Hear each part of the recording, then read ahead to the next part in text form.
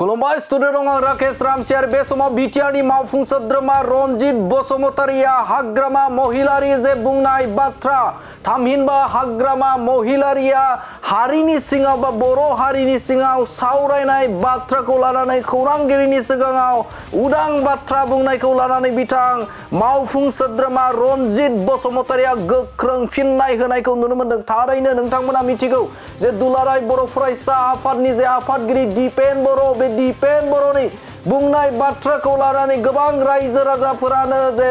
BPF आरो UPPL राजखान्थि हान्जाया खौसेथि जानानै बिसायख'थि गेलेनांगौ होननानै समाजारि बिजोंजों लोगोसेनो गोबां रायजो राजाफोरा सावरायनायखौ नुनो मोनदोंमोन आरो बे समावनो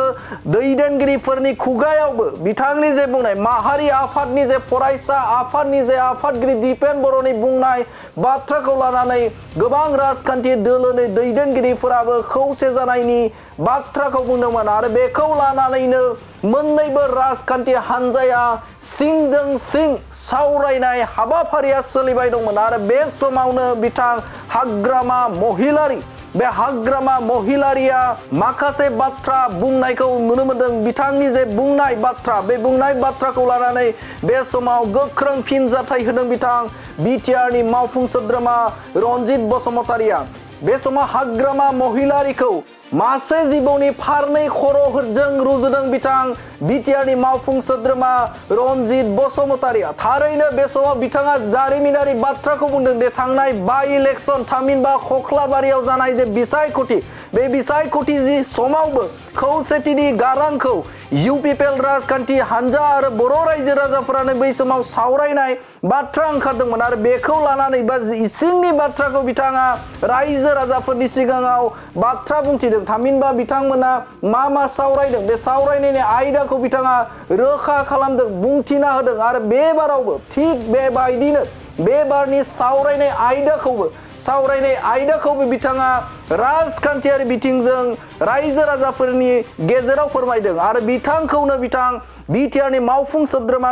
रनजित बसुमतारिया रोखा बाथ्रा बुंथिदों। बिथाङा बर' हारिनि स्वार्थनि थाखाय बिथाङा साना बर' हारिनि थामोनथा रैखाथिनि थाखाय बिथाङा साना होननानै बाथ्रा बुंदों बिथां बिटिआरनि मावफुं सोद्रोमा रनजित बसुमतारि आरो बिथाङा बे समाव रुजुदों रोखायै बाथ्रा रुजुदों जे बे समाव बिथाङा मासे जिबौनि फारनै खर' होनानै बाथ्रा बुंथिदों बिथां बिटिआरनि मावफुं सोद्रोमा रनजित बसुमतारि आरो बेनिफ्राय सांग्रां जानांगौ बर' रायजो राजाफोरा सांग्रां जानांगौ होननानै बाथ्रा बुंदों बिथां बिटिआरनि मावफुं सोद्रोमा रनजित बसुमतारिया। थारैनो मख'नांगोन जे बे समाव मोनसे सोंथि सिखाङो जे बिथाङा बर' हारिनि थामोनथा आरो रैखाथिनि थाखाय बड'फानि जे सिमां बे सिमां बायदियै बर' हारिया खौसे जानांगौ बे खौसे जानायनि जे मोन्थोर बे मोन्थोरखौ बिथाङा मोजां मोना नामा जायनि थाखायनो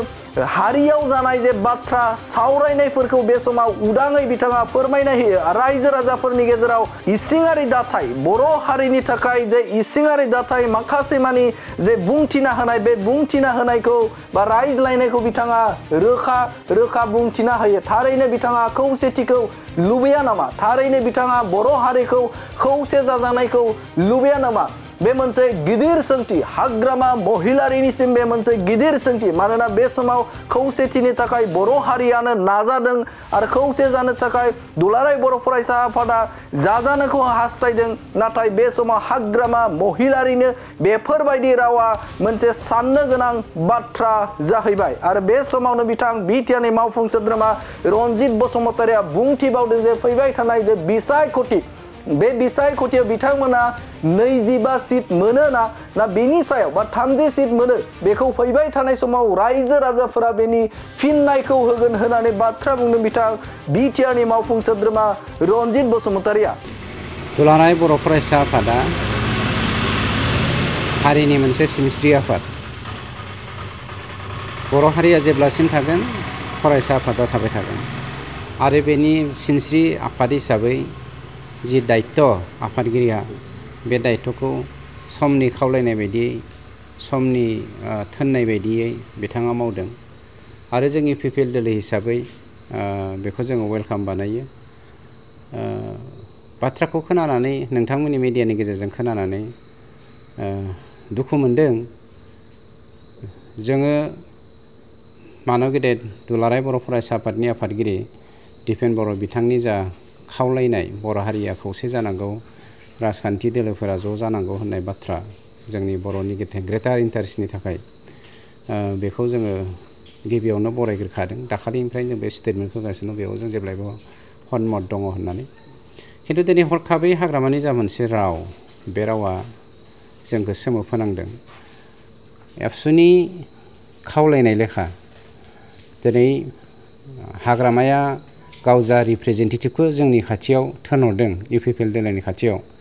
बेबायदियै सावरायदों खिन्थु बर' हारिखौ जे खौसे जाजानो लुबैया दिनै हाग्रामानि खुगानिफ्राय बाथ्राया क्लियार जाबाय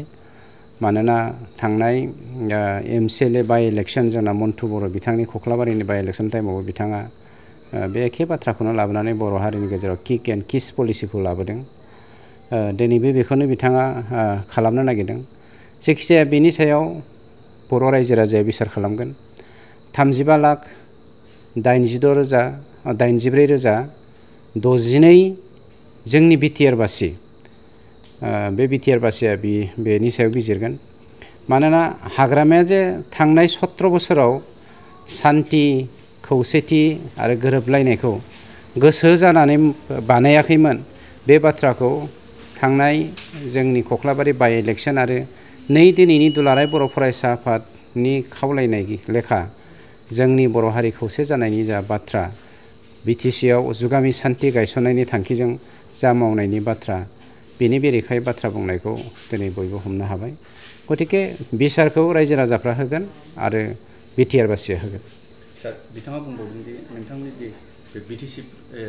समस्तिफ्राव गाव 25टा सिट लानानै देरहागोन होननानै बुंदों सार बिथांनि बाथ्राया जेब्लायबो दुइमुखि बिथाङा फारनै खर' गोनां जिबौ बायदि जेरै फारनै खर' गोनां जिबौखौ बयबो गियो बेफोरबायदिनो हाग्रामाया जे बर' हारिखौ सानसे समाव धंस खालामनायनि परिकल्पना लादोंमोन नंखायनो हारिया गिनो गोनां जानानै फैदों गतिके 25टा देरहायोना 40टा देरहायो बेखौ रायजो राजाया 2025 मायथाइनि इलेक्सन बिसायख'थिनि गेजेरजों होगोन जोङो रायजो राजाजों जोङो मालाबाबो क्लेश जानायखौ लुबैया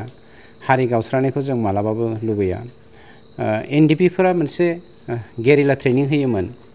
जे बे गेरिला ट्रेनिंनि गेजेरजों जोंखौ ओरैबायदि फोरोङोमोन जे रायजो राजाया दै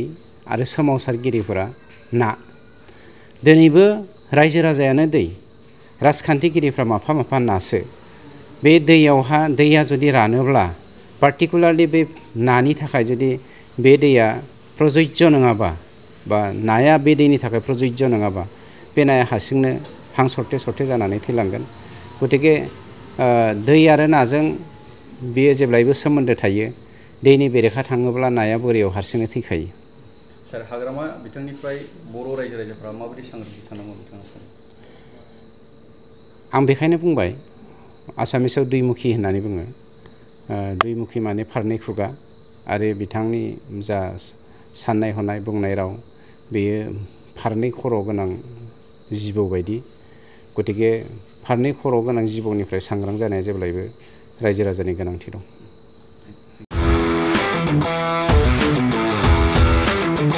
गोजोनथाव खौरां TVSनि गारि लानो गोसो गुदुं जानाय सुबुंफोरनि थाखाय मोनसे गोजोनथाव खौरां चिरां जिल्ला बिजनीनि बागुरुम्बा TVS गारि श'रुमा नोंथांमोननि थाखाय दुर्गा फुजानि धामाका अफार लानानै फैदों बाइक आरो स्कुटि गारि सालायनो मोजां मोनग्रा रायजो राजाफोरनि थाखाय बागुरुम्बा TVS गारि श'रुमा धामाका अफार होना नोंथांमोननि गेजेराव मोनसे मोजां खाबु होगासिनो दं बिजनी स्टेट बेंकनि साखाथिनि CRPF केम्पनि उल्था सोनाब फारसे थानाय बागुरुम्बा TVS श'रुमाव डाउन पेमेन्ट होनानै नोंथाङा TVSनि गारि लानो हागोन